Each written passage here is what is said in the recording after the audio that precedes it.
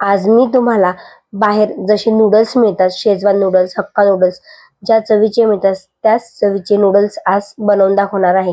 साहित्य अगदी सोपं आहे, आपल्या घरातच अवेलेबल असतं आणि गॅरंटी देऊन सांगते की तुम्हाला सुद्धा हे घरीच केलेले नूडल्स नक्की आवडतील। तुम्ही बघू शकता किती मस्त असे गरमागरम छान नूडल्स तयार झालेले आहेत। चला तर मग रेसिपीला सुरुवात करूया। त्यापूर्वी श्री स्वामी समर्थ। नूडल्स बनवण्यासाठी कोणत्या भाज्या लागणार आहेत ते सर्वात आधी बघून घेऊया। त्यासाठी मी इथं 4 बीन्स घेतलेले आहेत, एक ऑरेंज कलरचं गाजर घेतलेलं आहे ज्याला दिल्लीचं गाजर म्हणतात ते, एक शिमला मिरची घेतली आहे, एक टोमॅटो, थोडीशी पत्ताकोबी आणि एक कांदा घेतलेला आहे। सर्व भाज्या स्वच्छ धुवून घ्यायच्या आणि त्यानंतर कॉटनच्या कापडाने पुसून घ्यायच्या। आता ह्या ज्या सर्व भाज्या आहेत त्या आपल्याला व्हिडिओत दाखवल्याप्रमाणे चिरून घ्यायचे आहे। सर्व भाज्या आपल्याला ह्या अशा लांब लांब आणि बारीक चिरून घ्यायच्या आहे। पत्ताकोबी, शिमला मिरची सुद्धा आपल्याला लांब लांबच बारीक चिरून घ्यायची आहे।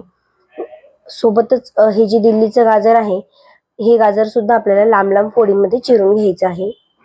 फोडी ज्या आहेत ह्या लांब आणि बारीक असल्या पाहिजेत। नूडल्स मध्ये ज्या भाज्या वापरलेल्या असतात त्या अशाच प्रकारे लांब आणि बारीक चिरलेल्या असतात, त्यामुळे तुम्ही अशाच प्रकारे ह्या भाज्या चिरून घ्यायच्या आहे। बीन्स सुद्धा साधे गोल गोल न चिरता त्याला असा थोडा तिरपा आकार द्यायचा आहे। तुम्ही व्हिडिओत दाखवल्याप्रमाणे बघू शकता।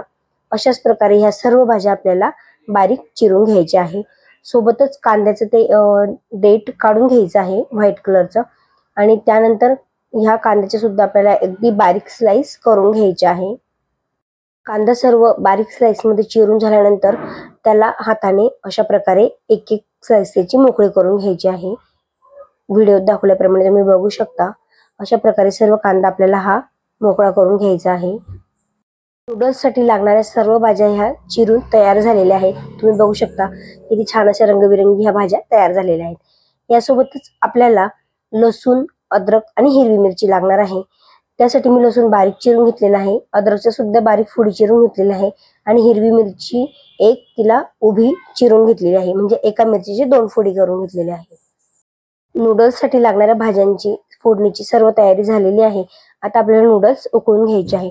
त्यासाठी एका मोठ्या भांड्यामध्ये पाणी घ्यायचं आहे आणि त्यामध्ये तेल घालून घ्यायचं आहे, जेणेकरून हे नूडल्स एकमेकांना चिटकणार नाहीत आणि सुटसुटीत होतील। नूडल्स तुम्ही जास्त प्रमाणात करणार असाल तर मोठं भांडं घ्यायचं आहे।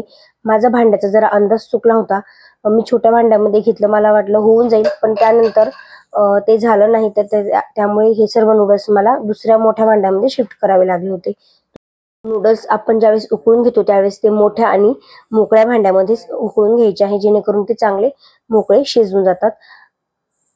नूडल्स हे आपल्याला 90% शिजवून घ्यायचे आहे, म्हणजे ते हाताने तुटले म्हणजे नूडल्स झालेला आहे असं समजायचं।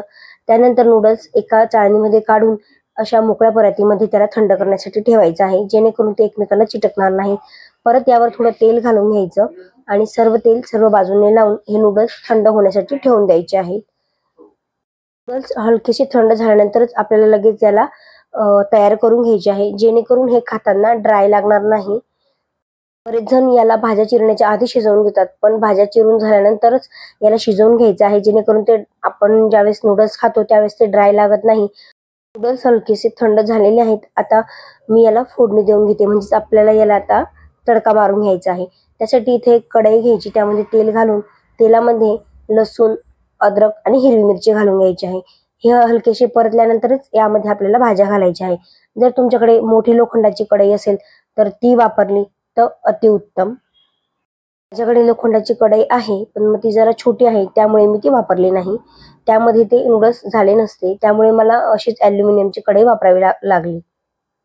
लसूण आणि मिरची तेलामध्ये चांगले परतल्यानंतर यामध्ये आपल्याला सर्व भाज्या घालून घ्यायच्या आहे आणि ह्या भाज्या शिजेस्तोपर्यंत आपल्याला चांगल्या तेलामध्ये परतून घ्यायच्या आहे।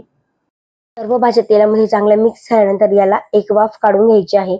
एका वाफेमध्ये ह्या भाज्या बऱ्याचशा होऊन जातात। तुम्ही बघू शकता मस्त अशा भाज्या आता ह्या चांगल्या शिजल्या गेलेल्या आहेत। नूडल्सच्या या भाज्या शिजवताना थोड्याशा 95% आपल्याला शिजवायच्या आहे, पूर्ण नाही शिजवायच्या, म्हणजे ज्यावेळेस आपण नूडल्स खातो त्यावेळेस तो जो थोडासा जो कच्चापणा आहे तो लागला की नूडल्स खूप छान लागतात। जर तुम्हाला भाज्या ह्या पूर्ण शिजवलेल्या आवडत असेल तर तुम्ही पूर्ण शिजवल्या तरी सुद्धा काही हरकत नाही। भाज्या ह्या मी 95% शिजवून झाल्यानंतर यामध्ये उकळलेले नूडल्स घालून घेतलेले आहेत। नूडल्स घालून झाल्यानंतर यामध्ये आपल्याला काळी मिरीची पावडर घालायची आहे. सोबतच यामध्ये आपल्याला dark soya sauce, red chilli sauce आणि सोबतच यामध्ये 1 चमचा टोमॅटो सॉस सुद्धा घालून घ्यायचा आहे. चवीनुसार मीठ घालून ह्या सर्व भाज्या ज्या आहेत त्या आपल्याला 2 जे काटेरी चमचे आहे त्या 2 काटेरी चमच्याने हे सर्व नूडल्स आपल्याला मिक्स करून घ्यायचे आहे. नूडल्स मिक्स करत असताना आपल्याला जे काटेरी स्पून आहे त्याचाच उपयोग करायचा आहे. त्याने हे नूडल्स चांगले मिक्स होतात. तुम्ही व्हिडिओत दाखवल्याप्रमाणे आपल्याला हे सर्व नूडल्स चांगले मिक्स करून घ्यायचे आहेत. सर्व नूडल्स चांगले मिक्स झाल्यानंतर एकदा टेस्ट करून बघायचे की यामध्ये तुम्हाला अजून टोमॅटो सॉसची गरज आहे किंवा रेड चिली सॉस टाकण्याची गरज आहे. आपल्या चवीनुसार यामध्ये जे सॉस आहे ते ॲडजस्ट करून घ्यायचे आहे. त्यानंतर हे गरमागरम हक्का नूडल्स खाण्यासाठी तयार आहेत. तुम्हाला मी दाखवलेली ही हक्का नूडल्सची रेसिपी कशी वाटली मला कमेंट बॉक्समध्ये नक्की सांगा. आणि रेसिपी आवडली असेल तर प्लीज व्हिडिओला लाईक नक्की करा. सोबतच तुम्ही चॅनलवर नवीन असाल, चॅनलला अजून सबस्क्राईब केलं नसेल तर चॅनलला सबस्क्राईब नक्की करून घ्या, जेणेकरून मी जेव्हाही व्हिडिओ अपलोड करेल त्यावेळेस तुम्हाला नोटिफिकेशन येईल आणि सर्वात आधी तुम्ही माझा व्हिडिओ बघू शकाल.